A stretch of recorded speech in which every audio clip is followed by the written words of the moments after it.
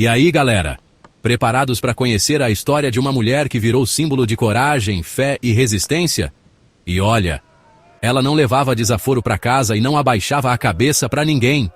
Hoje eu vou te contar a história da lendária Joana d'Arc, a mulher que mudou o rumo da França na marra. Desde pequena, Joana foi influenciada pela família e pela comunidade, crescendo com valores de fé e coragem. Sem curso, sem diploma, só na fé, coragem e peito aberto. Joana nasceu em 1412, em Domremy, uma pequena vila na França, durante a turbulenta época da Guerra dos 100 Anos entre França e Inglaterra. Desde cedo, ela ajudava a família nos campos e ouvia histórias sobre santos e heróis que inspiravam sua fé e determinação. Em meio a esse cenário de guerra e opressão, Joana começou a ter visões que a guiariam em sua missão de libertar a França. Naquela época, a França estava no meio de uma treta gigante com a Inglaterra, conhecida como Guerra dos 100 Anos. E sim, ela durou mais de 100 anos, quase 116. O país estava dividido, rolava conflito interno, reis sem moral nenhuma, nobreza batendo cabeça e o povo só se lascando. A economia estava em frangalhos, com campos devastados e a fome comendo solta. A nobreza era uma briga de foice no escuro, e a corte francesa estava cheia de fofoca e trairagem. E no meio desse furdúncio todo, quem é que aparece? Uma jovem camponesa, sem nenhuma formação militar, que dizia ouvir vozes divinas. Ela dizia que recebia ordens de ninguém mais, ninguém menos, que São Miguel Arcanjo, Santa Catarina e Santa Margarida. E o recado era claro e direto: Joana, bora salvar a França. Joana era filha de Jacques d'Arc e Isabelle Romé, uma família de camponeses trabalhadores. Desde cedo, ela ajudava nos afazeres da casa e nos campos, aprendendo sobre a vida dura dos camponeses. A fé católica era uma parte central da vida de Joana, e ela frequentava a igreja regularmente com sua família. Foi essa devoção que, segundo ela, a levou a ouvir as vozes divinas que a guiariam em sua missão.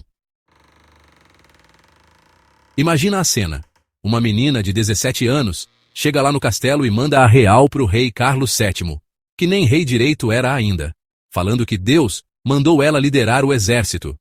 O rei, que já estava no fundo do poço, pensou: rapaz, perdido por um, perdido por mil, vamos ver no que dá.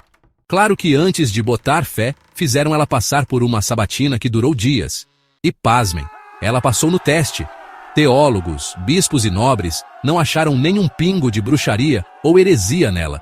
Pelo contrário, ficaram de queixo caído com a convicção e a inteligência da menina. E não é que deu bom?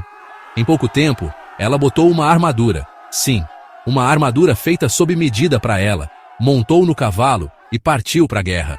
A Joana não só liderou, como também botou pilha nas tropas com estratégias que ninguém esperava. Na Batalha de Orleans, ela usou táticas de cerco e ataques de supetão que deixaram os ingleses tudo perdido. As vitórias dela em Orleans e Patay foram tipo um divisor de águas na guerra. Ela estava sempre lá na frente, botando moral nos soldados e mostrando uma coragem de leão. Joana d'Arc provou que, com garra e fé, até uma jovem do campo podia virar uma líder militar daquelas de respeito. Além de Orleans, Joana liderou as tropas na Batalha de Patay, onde usou uma emboscada para derrotar os ingleses. Ela também participou da campanha do Loire, onde suas táticas rápidas e decisivas garantiram várias vitórias. Suas estratégias inovadoras e a capacidade de inspirar seus soldados foram cruciais para virar a maré da guerra a favor dos franceses. Mas, como diz o ditado, árvore que dá fruto leva pedrada, né? Os próprios aliados começaram a virar a cara para ela. Afinal, pensa bem, uma mulher sem sangue azul, sem título nenhum, dando ordens mais importantes que as dos generais?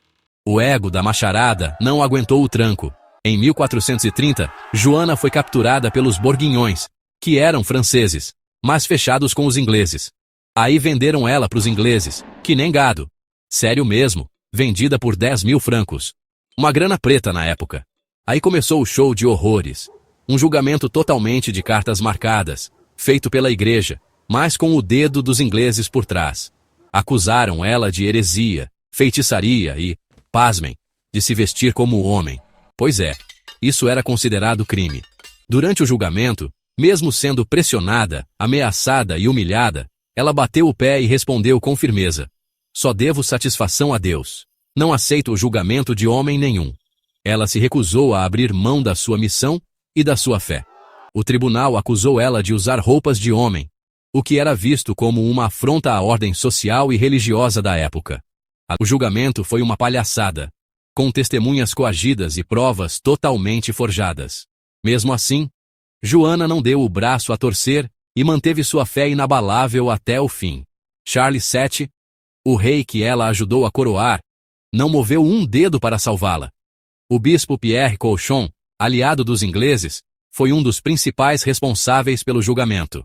Os ingleses queriam se livrar dela a qualquer custo, temendo que sua influência inspirasse mais revoltas.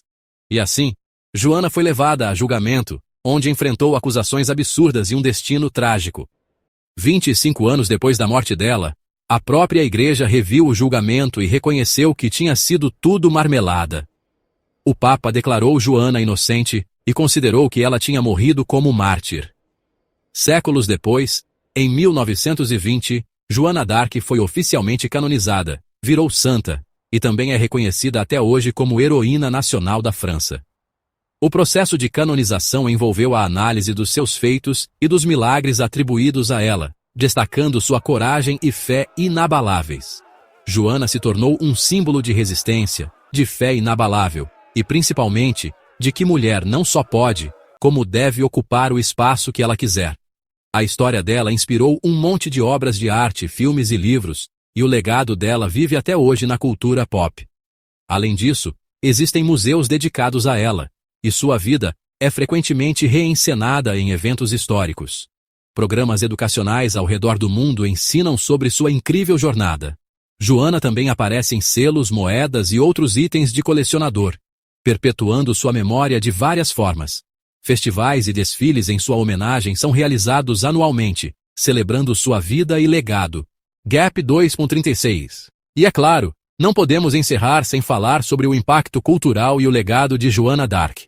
Sua história inspirou inúmeras obras de arte, literatura e cinema ao longo dos séculos.